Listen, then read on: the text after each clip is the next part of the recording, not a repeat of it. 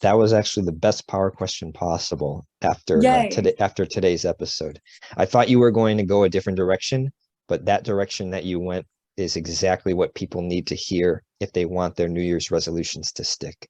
Welcome to episode 72 of Enter the Mind podcast, the most real talk, no nonsense podcast on the empowering of the mind. Today's topic will be how to get your New Year's resolutions to stick. Before we get to that, Kyra, how's it going this week? Going well. I'm up in New Jersey. Up in New Jersey. So I'm enjoying the cold.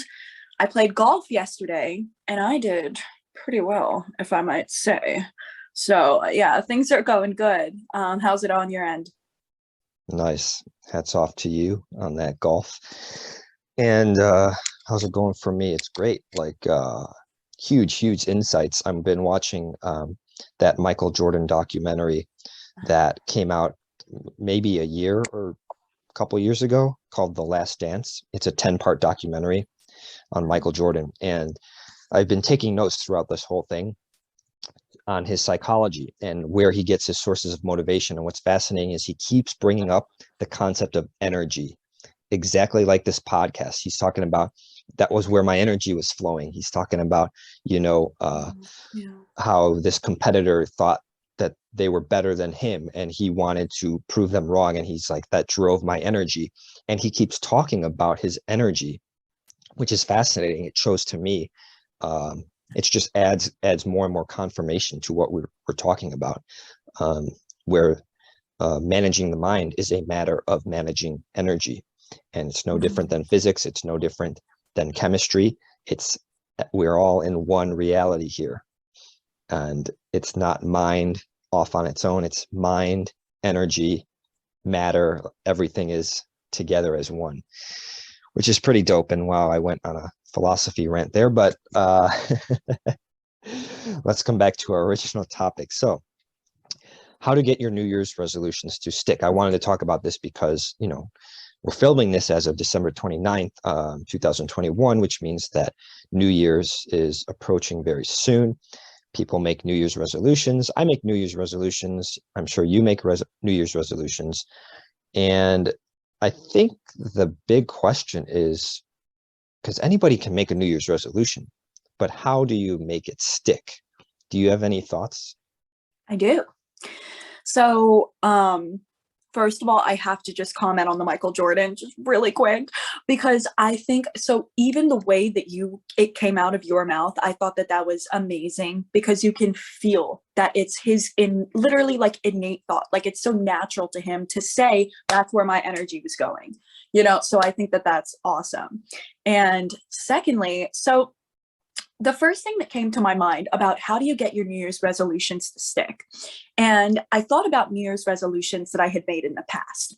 And I thought about how they didn't stick. And the one thing that came to my mind is they weren't my resolutions. I was making somebody else's New Year's resolutions. I was making a resolution based on what other people wanted for me. And that's why it never stuck, because I was like, I don't want to fucking do this. Like, I don't fucking care, So I realized then that, so a New Year's resolution, I think the way that you make it stick is you make sure that it means something to you, and make sure that it's something that you want enough. Because if you want it bad enough, then you're gonna stick to your New Year's resolution, but you have to make sure that it's fully yours. And that's what came up for me. What about you? That's a great point. I want to talk about that a little bit. Okay. And open that up. I think it's true. I think we do chase goals that are not ours. Mm-hmm. But how would you, let's say you write out a few New Year's resolutions. How would you know that one of them or a few of them on your list are not really yours? I think that it's the way that you feel about them. So when you write them down, right? So maybe one of my New Year's resolutions a while ago was to stop drinking so much, right? And when I looked on the piece of paper and saw, stop drinking so much, it shit didn't align with me. I was like, what the fuck? I love to drink. I like having a glass of fucking nice cold bourbon on a nice fireplace, you know, every night. And that, when I looked at that resolution, it was not aligned. It was not something that I wanted to do. It was like, holy fuck, I'm going into this new year and this is going to fucking suck. Right. But then maybe like a New Year's resolution that I made like 2 years ago, I remember my New Year's resolution was focus on me. This is me time. It is time to love me. Fuck it. I'm so done fucking people pleasing and doing everything for everybody else. This is my year. And that year, what did I do? Because it meant something to me and I felt good about it. I was energized going into 2021. Or actually, I think this was 2020.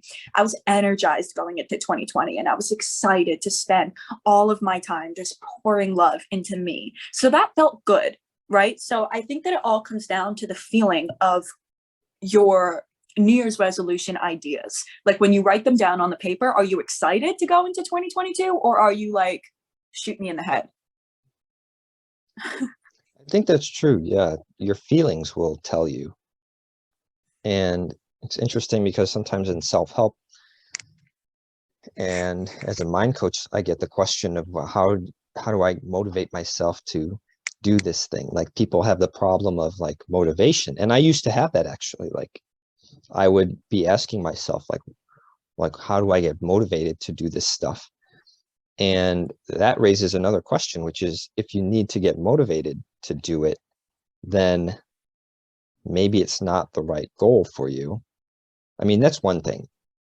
But I think sometimes when we lack motivation, it's lacking the right structure and the right rhythm and the right awareness. Because when you come out of school, it's like, in school, especially if you're academically oriented like I was, they give you the entire structure. They're like, here's the final exam, here's your projects, here's the midterm, and you have to study for these things. And so everything's laid out for you. Then when you graduate and you're an adult, it's like, well, how, you know, what are you going for? Like, where's the midterm? Where's the final exam you're preparing for? You're kind of on your own to design your life almost.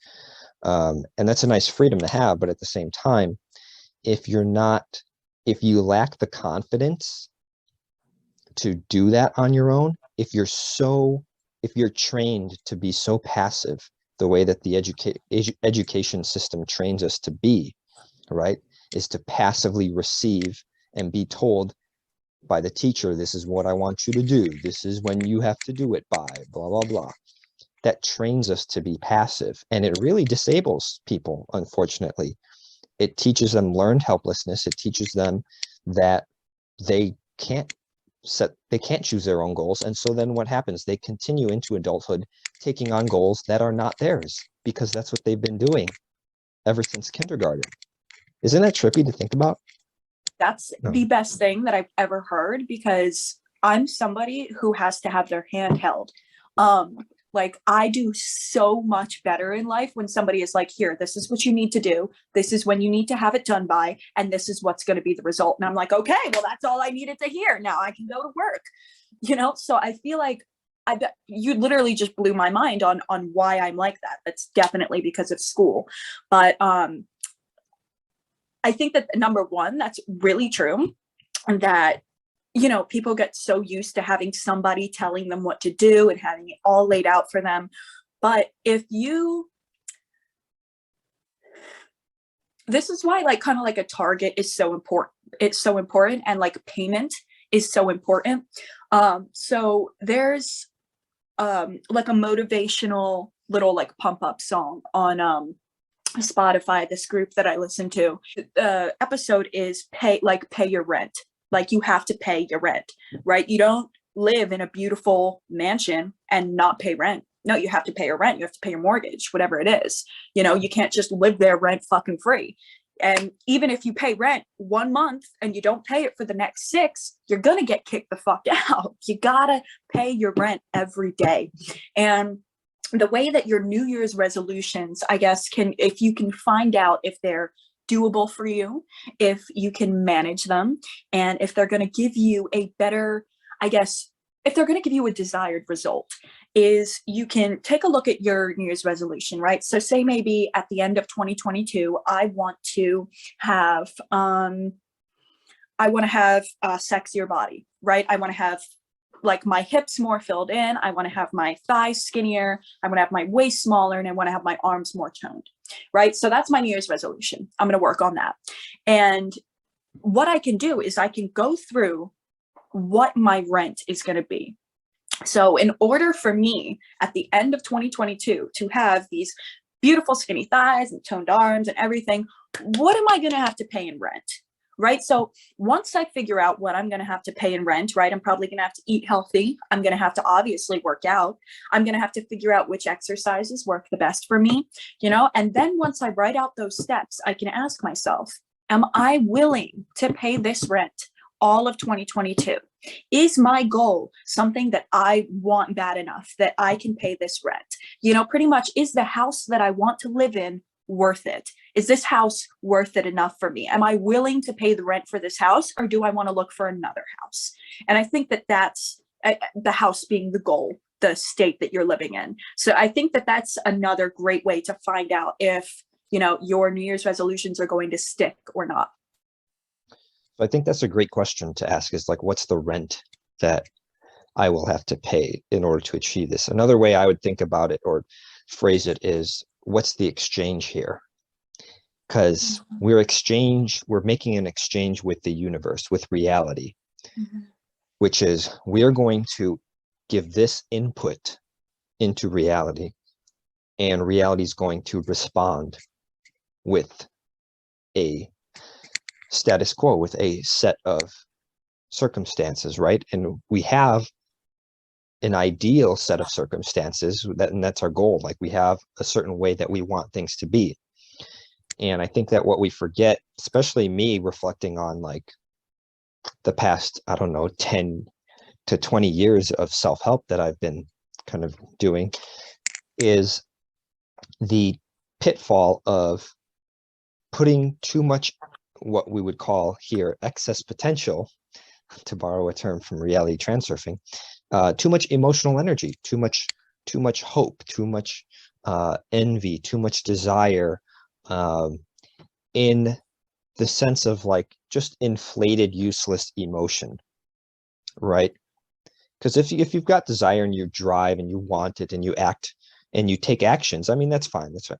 What we want to avoid is that inflation of like, oh wow, I want this so bad, and then you watch people's actions, and the amount of action that they're taking is so minuscule in contrast to the amount of hope and expectation and inflated energy that they have around the topic. It's just, and that is one thing that we need to detect, is that really stark inequality between the amount of like emotion, like, oh, I want that goal so bad, and having very, very low levels of massive action.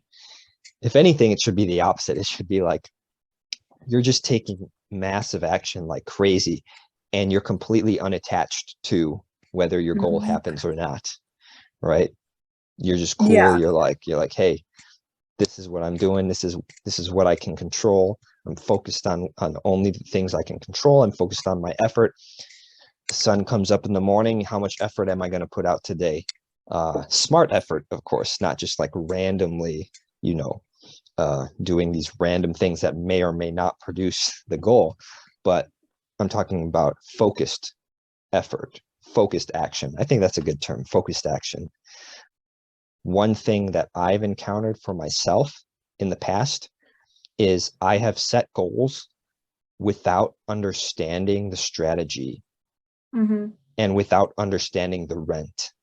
So that's like saying, all right, my goal is to like live in this house that I see around the corner, this really nice house, and I drive by it every day. Like, I see it every day. I really want that. But you don't know like what's the monthly payment. Like, you have no clue. Like, you don't know what you have to do in order to get that. So it's just, you're just existing in pure envy and desire with zero strategy. Hello.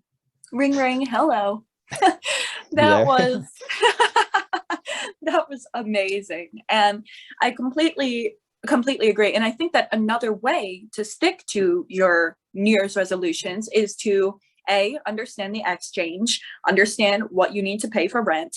And because it's like, okay, so you see that beautiful house around the corner, and say you found out the price, say it's $2 million, right?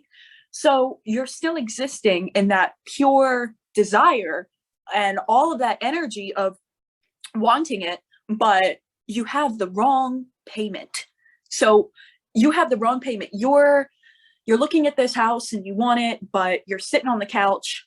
You're hopefully wishing you don't talk to people about it. You're eating cheeseburgers right on the couch. So this is the wrong map. It's the wrong map to your New Year's resolution. And on top of the New Year's resolution, with having the wrong map and understanding your payment, understanding the exchange, something I love to tell people is, what do you have better to do? What do you have better to do? Honestly, other than to set a resolution, figure out the payment, figure out the exchange, figure out the strategy, and go for it. What else better do you have to do in 2022? Honestly, would you rather sit around and run circles in your mind all day long and not get anywhere and still be in the same place that you were at the end of 2022? Or do you want to map out, figure out the exchange, fuck the excess potential, and just go for it? And just do the actions and understand, by the law of compensation, literally it is a natural law that if you do the work, you will get the reward. You literally will always be compensated, always, by the actions that you are taking. So one last thing on keeping your New Year's resolution is, I think that a lot of people stop their New Year's resolution because they're not seeing results fast enough. And if this is you listening, then you got to understand, man, you don't make a pie. You don't get the ingredients out for a pie. You don't get the flour, the crust, and everything, and then expect the pie to make itself. And you don't expect the pie. You don't put it in the oven, wait 2 seconds, and then go back in the oven and check if the pie is done. It ain't ready. It needs time to cook. So in 2022, when you're not seeing your results in March, that's okay. It's okay. Things take time, and you just have to keep working at it. And God, the universe, reality will reward you. You will get what you want if you just stick to it. So if you want it bad enough, you got to be patient. You got to figure out the exchange, and you got to go for it. And don't go for it with all of that excess energy and that sitting in that desire that Robert was talking about, because that energy, you need to put that in, you need to transform it. Like, imagine it going through you and then like shooting out of your heart in the focused action that you want to take in 2022 to get you to that New Year's resolution, that goal that you have. I like that strategy you just said, because it incorporates the body, right? It's like a mind-body integration. You said you got to shoot that energy out of your heart, right? Yeah. That's good stuff. What I want to add to this thread is, I think it's very possible that we were not ever taught properly how to strategize when it comes to goals. And one example is, like, if you're a kid, I don't know how many people this applies to, but like, you might be a kid and you might say, oh, I want this toy. And if you're told something like, well, then you might just get it for your birthday, how does that teach you? What does that condition you to do? It teaches you passivity. It teaches you to hope. It teaches you to do nothing, right? Except just hope that the universe gives you this thing. And like, that's like the worst training that you can ever have for goal achievement.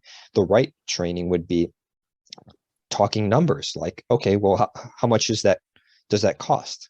That's the rent that you need to pay for that item. How much does that toy cost? Okay, now write down 20 things you can do to produce that much money. Oh, it's $20. All right, well, you could go cut 10 lawns for $2 each. All right. Are there 10 lawns that you can cut? Can you charge more than $2? Can you charge 5? Then you have to cut 4 lawns. And you see, now we're in strategy mode. Mm-hmm. And this is awesome. I was watching Shark Tank the other day. Mm. And I think Shark Tank's a great example of strategy and thinking in terms of numbers, because these people will come on the show and they've got their brand new product, their idea, and their ego and their emotions are so invested in their product. And they're like, I Mm-hmm. think this is the coolest product ever, blah, blah, blah. Like, oh, you can use it for blah, it has helped me so much. But it doesn't matter. Like, the sharks are going to ask the right questions. They're going to say, Yep. how much does it cost you to produce one of these? Okay, Mm-hmm. okay, it costs $5. What do you sell it for? Oh, we sell it for $6. You're only making $1 margin on this? No, that's a horrible margin. That's not going to cover the costs of your marketing, your advertising, blah, blah, blah. Now we're strategizing, right? Mm-hmm. That's what people need to do with their New Year's resolutions. And it's not about making Santa's wish list of New Year's resolutions of, oh, I want this. I hope I get this. It's working backwards and saying, hey, if I want this, what do I have to do to get that? What are the Mm-hmm. steps in between? And I think a lot of times is when you enter a new field or a new arena, because this has happened to me so many times over the years, right? I'll set this goal that I don't know enough about that field in order to like accomplish that goal. So I'll have a vision. I'll like, this is what I want, but I don't know the groundwork enough. And so I have to go meet and talk to people who like are in that arena. And then I learn so many things, right? Go talk to like some sort of fitness professional, and you're going to have all these conceptions, ideas in your head of what it means to eat healthy or to work out or whatever. And you'll be like, oh yeah, I'm going for my like 5-minute walk every day or whatever. And you talk to that fitness professional, they're like, you're walking? Like, why are you walking? Like, what's that going to do for you? They're like, Mm-hmm. no, you should do interval training. You should go run and then walk, run, walk, or like every other minute. And Yeah. when you talk to people who are actually achieving things in any given arena, you start to realize like they actually use numbers and they actually have strategies, and they understand these details, these subtleties. And so part of it is when we make this list of New Year's resolutions, we have to ask like, hang on, do I know enough to achieve these things on my own? If you're like me, you probably didn't, or you probably don't. And so part of the task is going to be like actually accumulating strategies from people, like little hacks and little ideas and tidbits that you can really apply. And I think that's so an integral part of like setting New Year's resolutions is like, what's going to be your support group or your crowd or your mentor or your coach or whatever in this area, because you're going to need somebody to tell you all of the tips and the hints that took them 20 years to learn. You're going to need to get that quickly. Like, you're going to need to learn that in a month. What they learned in like 10 years, you're going to need to learn that in a month if you want to achieve the goals that you're setting. 100% agreed. And I love the information on who are going to be your mentors in 2022. So it's like, say you have, this big goal, right? Okay. So when you start to fall off the wagon, when you start to become unmotivated or uninspired or lazy or tired, which one of your mentors are you going to go to? If I ever feel like I'm coming out of like reality or I'm just fucking confusing things in my head, my go-to is Esther Hicks, Abraham Hicks. I love her. She is my mentor for when that happens. If I am maybe falling out of my money mindset, or maybe there's just something that I'm kind of lacking in business, Grant Cardone. That's my mentor for when I go to him, right? So who are going to be your mentors when you are trying to stick to this New Year's resolution? It's a really good one. And they can be like friends. They can be people, like coaches, like Abraham Hicks or something like that, just as long as you have somebody to lean back on. And another thing about so I think that another reason why you're not sticking to your New Year's resolutions is the fact that your, what was it? Yeah. So all of the information that you need to learn in 1 month to hit your goal, that's amazing. Learn it, right? But like I said, like before, like things take time, right? And I'll never forget this thing in the book. And maybe some of you listening are like this guy. You get so fired up. You're like, I'm fucking doing this, man. I'm going to do this every day, this every day, this every day, this every day. And you burn out. You burn the fuck out. You're overwhelmed. You're like, fuck, I literally don't even care how bad I want my dream. I am not fucking doing this. Right. So if that is you, then you're just doing a little bit too much work. All right. Like your New Year's resolutions are great, but don't overshoot yourself. Like, I'm not telling you to play small, but like don't do something so motherfucking big that you're going to be so overwhelmed to the point where you're like, fuck this. I literally don't care. Take baby steps. This is your fucking legacy here. This is your creation on earth. You can't create it in a day.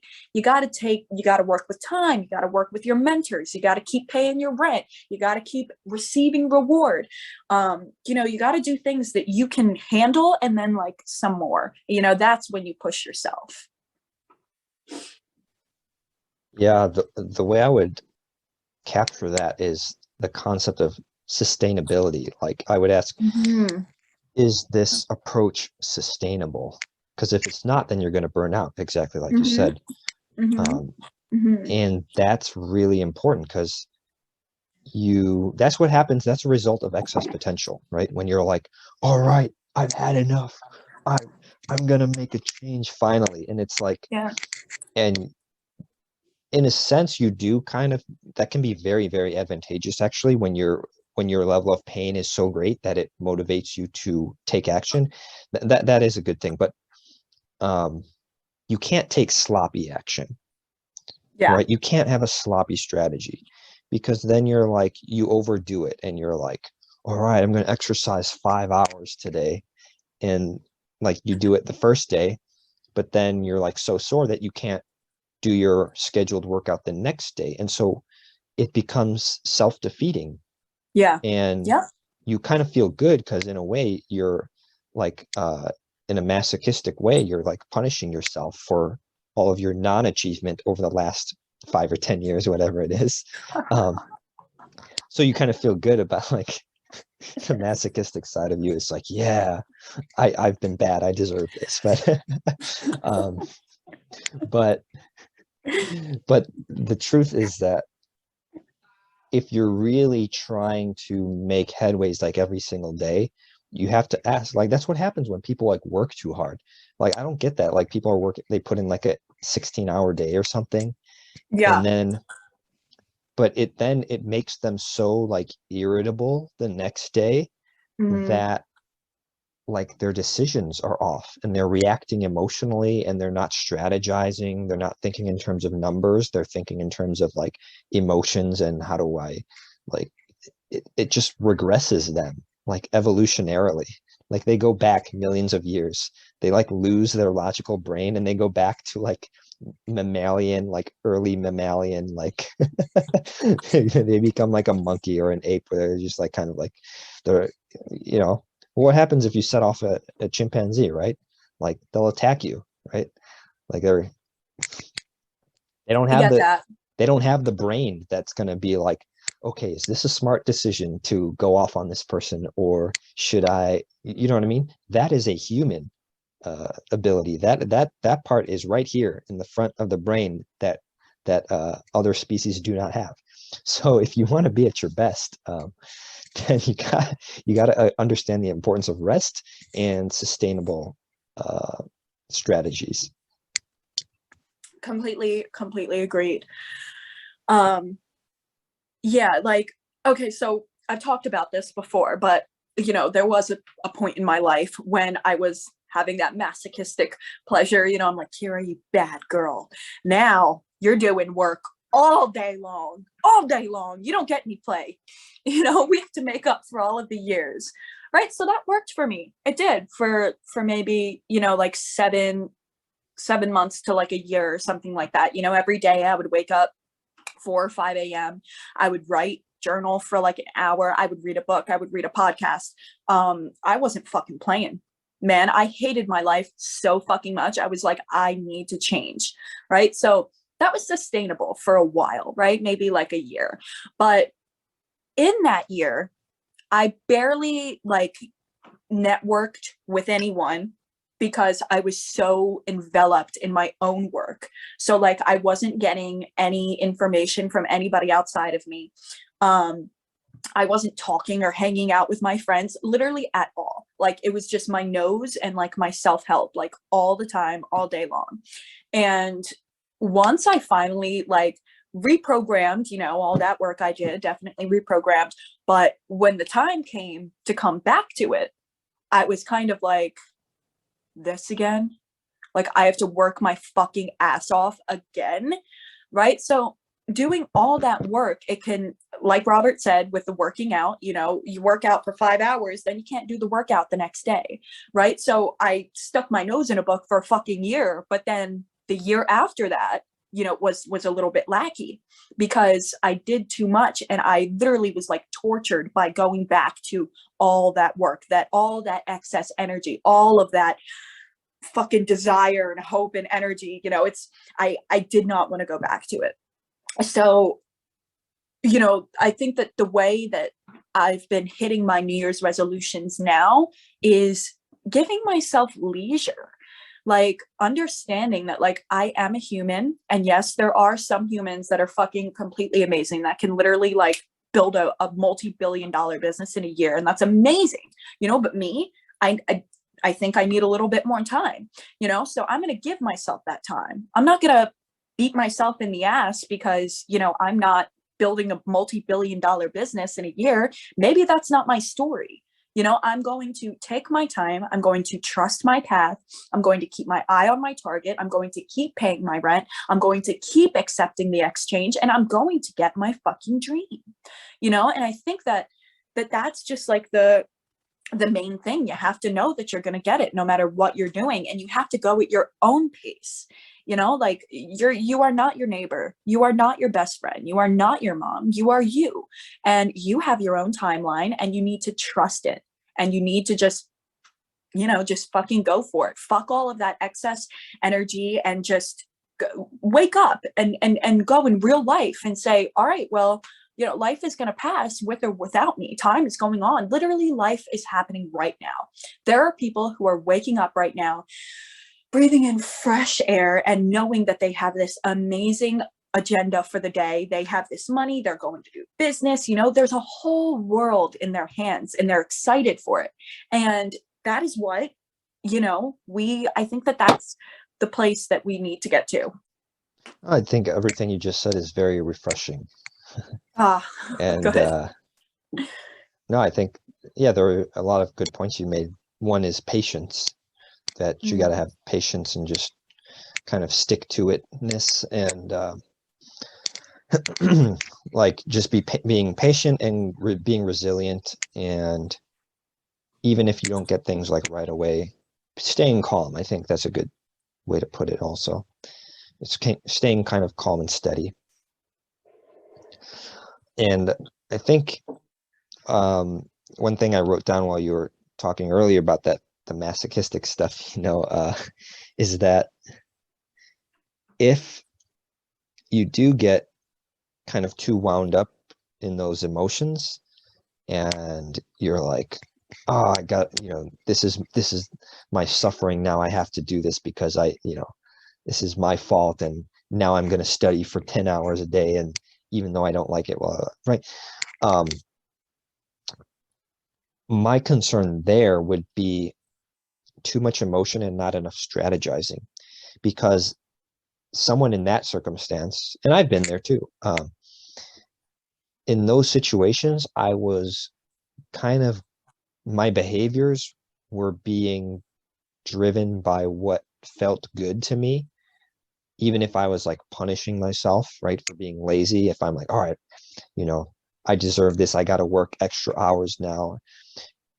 You have to ask yourself, are my behaviors being driven by my emotions, or my behaviors being driven by the results that I want?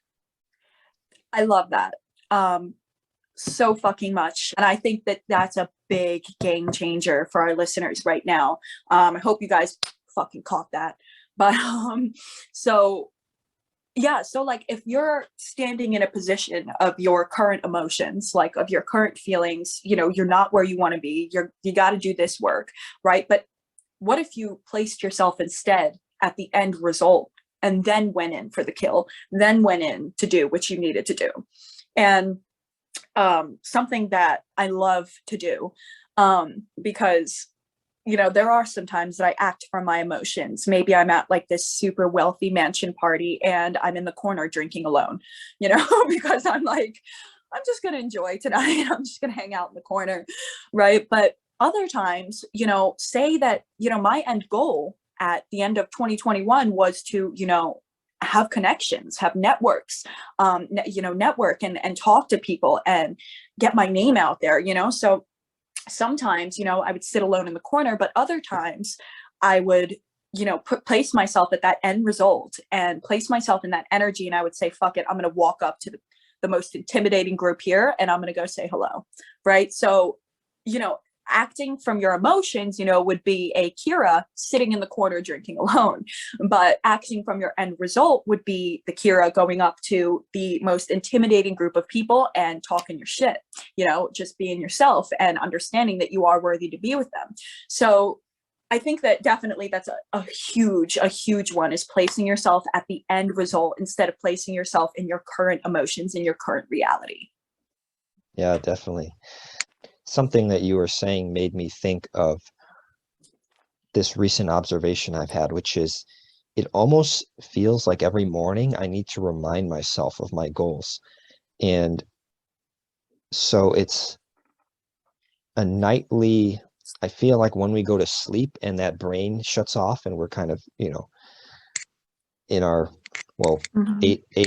8.5 hours of sleep or whatever, I feel like something resets, and I don't really understand it fully. I'm studying this to try to figure out what it is, but I feel like something resets overnight. And so each morning I kind of have to realign things, and but I think that's the importance of the morning routine, is like Mhm.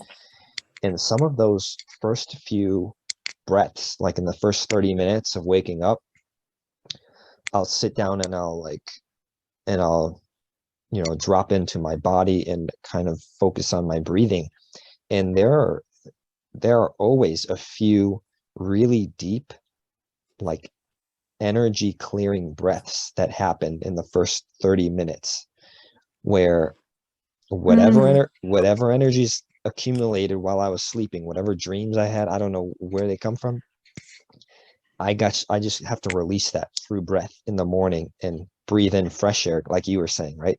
Breathe in the Mhm. fresh air and exhale that old energy and just kind of like reset myself every morning. And I don't fully understand this, but that's what I've been observing. I love that you say that, because that was a video in somebody that I liked or something like that. It might have been Abraham Hicks, but it doesn't sound like something she would produce.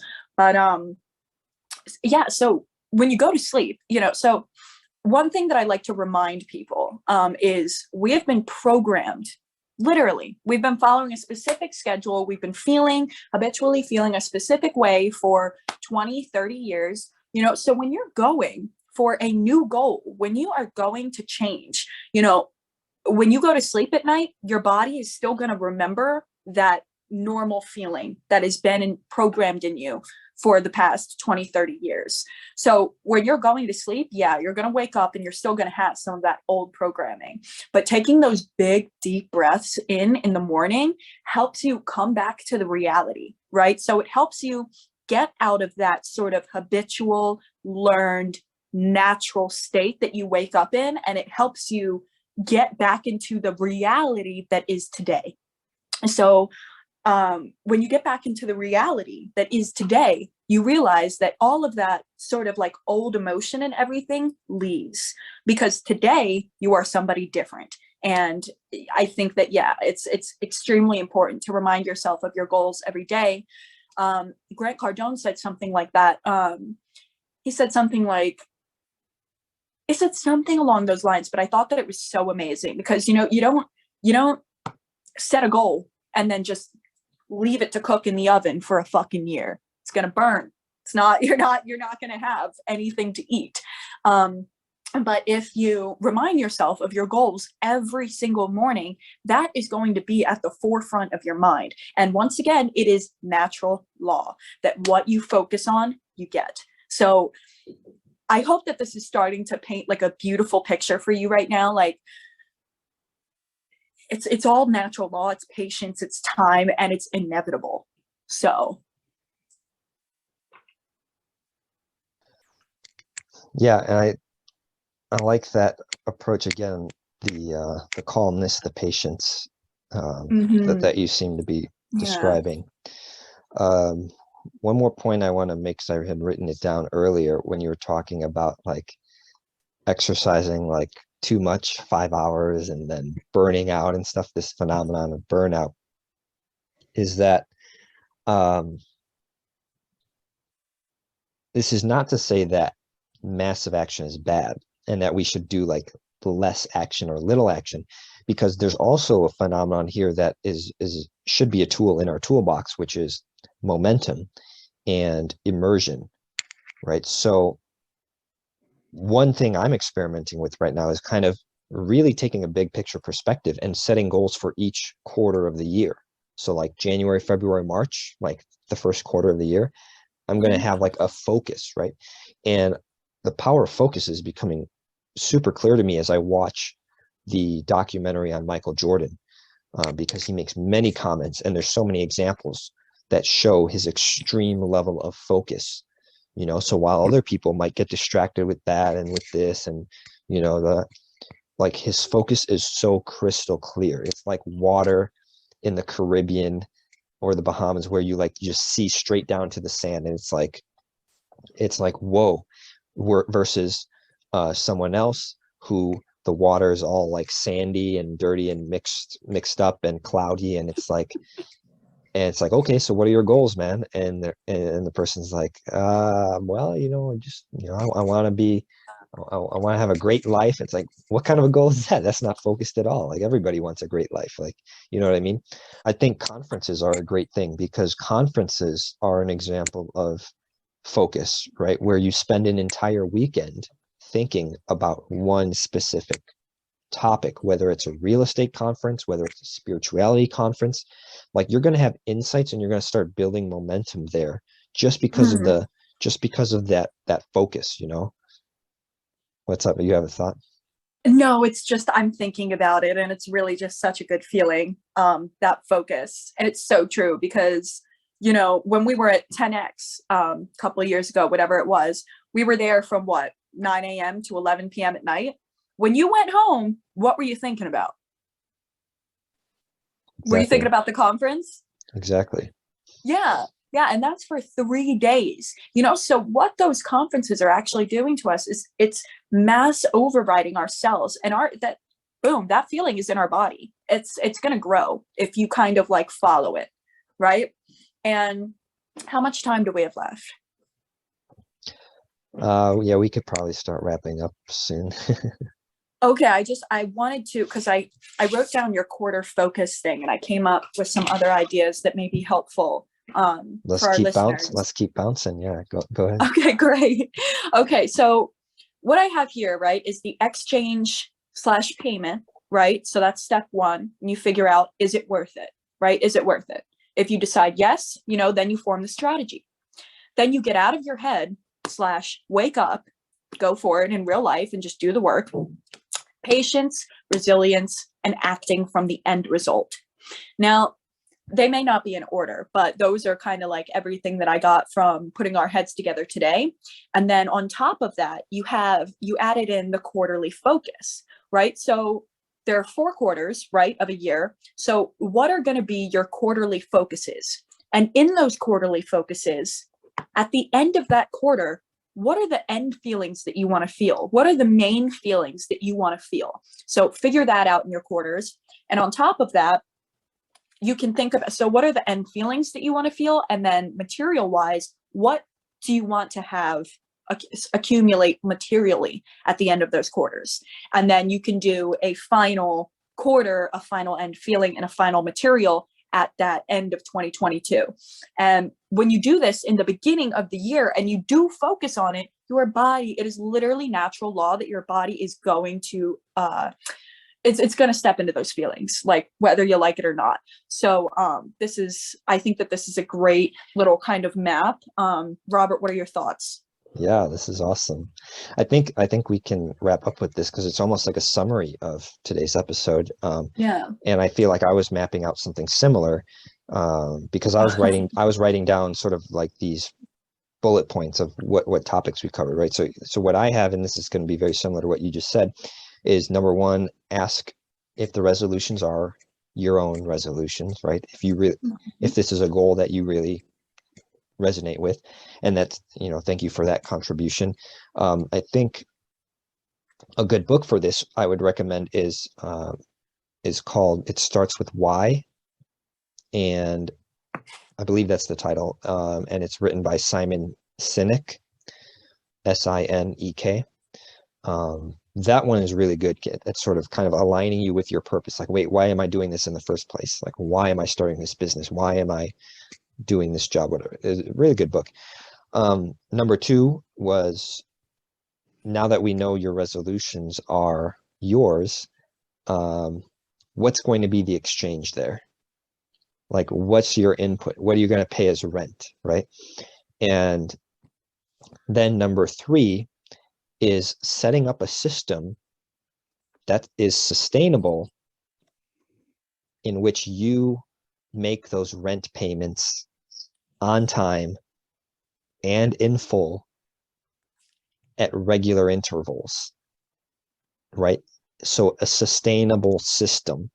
And this reminds me of another mistake that I've made in the years of self-help personal growth. And that mistake was to get overly excited and overly ambitious and set all these goals or tasks to accomplish in a day. And if I added up how long it would take me to do each of those, it would be a 25-hour day. And we know that there are not 25 hours in the day. And that is a really good trigger to kind of start thinking about, like, hang on, what is the strategy here? Like, how long would it take to do these things, right? It would be like setting a goal of, like, I'm going to go get my groceries and stock my refrigerator, and I'm going to do it in 10 minutes. Like, it's not going to happen. You can't drive to the grocery store and then go put everything in your cart and then drive back and then put it in your refrigerator in 10. It's not realistic. But that's what we do. We set all these like master lists, like Santa's wish list of, like, oh, here are my goals, blah, blah, blah, without any thought as to the strategy of, like, hang on, what's the actual time investment? Then the next level up is if you have 25 hours of tasks to do today, you're going to have to hire somebody. You're going to have to outsource to do this faster. You're going to either have to go with grocery delivery from some sort of service, like, you're going to need a team. And that's why businesses like, Chase, Coca-Cola, these giant businesses are not companies of one employee. They have thousands and thousands of employees because they accomplish a lot. And so I think as you design any sort of day, it's like you have to ask, like, okay, so I need to do this task today to move me closer to the goal. How many hours is it going to take me to do this task at my current ability? Because as you practice, you get better and you get faster at things. But it's more about actually being aware of that exchange, just like the sharks in Shark Tank. They know. They're like, how much does it cost to make this? How long does it take to make this? Like, what are the fees that you pay to be on Etsy.com or whatever? How much of your profit is that eating away? Like, they know all of the strategies and the intricacies of it. And to me, that's where we need to be. It's like we need to use our thinking mind. You know what I mean? Yes. Yes. And what I really love is that you brought up the return on investment. And it was actually, I watched like a little episode of Shark Tank the other day, because I remember you mentioned it in an episode and I was like, I really want to watch that show. But I tried the episode and it was pretty cool. This guy was, pitching his thing and it seemed like a great idea. Honestly, I thought it was going well. And then all of a sudden the guy comes out with the question. It gets, real intense. And he's like, well, what's your return on investment or something like that? And his return on investment was so low and he was spending so much money to make the product, right? But something that we need not be confused with when going for the goal is that what I really liked as well that you said was your current ability, because you're always going to get better with time. So what's your current ability, number one, and the short-term return on investment, because we all know that things take time. What is your return on investment short-term and what is your return on investment long-term? And I think that most people, okay, I remember when I first started Arbonne, right? And I was just spending so much money. It was network marketing and I was spending so much money, but I love their products. I still buy them today. And I remember people were like, the reason why people were not joining my little team was because they were like, well, I'm putting in all of this work or something like that for so little return. And now that I think about it to this day, the amount of work that I have fucking put in, I haven't even reaped all of my rewards yet. Okay. So my short-term investment obviously is not going to be like my short-term return on investment is obviously not going to be that gigantic in the beginning. Okay. I've got a current ability, things take time. So I think that that's what, if for our listeners, if this is what is stopping you, just remember that the short-term return on investment is not going to be that high in the beginning, but it's going to be fucking humongous in a few years or a few months or whatever it is. It's going to be gigantic. Would you say there's a power question for today? There, I think we had about 50 power questions in this episode. I know, right? Okay, well, I guess maybe a good power question could be, after everything that we have talked through today and out of all of the gold nuggets that were thrown, what main feeling was going on inside of you? And I think that this is going to help you understand your challenges and maybe your strengths in 2022. Because if you were listening and maybe you were feeling a little bit down, then, check your thoughts, write down your thoughts, understand why you're feeling like that, come to reality. And then maybe you were listening and you were feeling really hopeful, really energized, calm, but energized, then, you're probably going to be like excited for 2022. So I think that was, a pretty good power question. If you have another one, you can add. Absolutely not. That was the best one that anybody could possibly come up with. So this was the last episode of 2021. Thank you all for watching, listening. We have some interviews booked already for early January, so stay tuned. We have an interview talking about the inner child, and we've got some really, really good stuff. Any last words, Kyra, to end 2021? Happy fucking new year. Seriously, fuck everything, fuck everyone, fuck the old you, and go for your fucking goals. Seriously, go for your fucking goals, man. Ain't nothing better. Just say fuck it and get them. Grab the bitches. They're yours. On that note, one more thing. Yes. I introduced something in Soul Designed Future, and I'm doing 90-minute life outline target calls. So if you haven't got like your end goal for your like the end of your life when you go in the grave, I can help you map that out, and it'll help you also as well in 2022 with your direction. So go to Soul Designed Future on Instagram to contact me about that and see if it's for you. That sounds dope. Everybody go to Soul Designed Future on Instagram. All right, we'll see you all in next episode, number 73. Talk soon.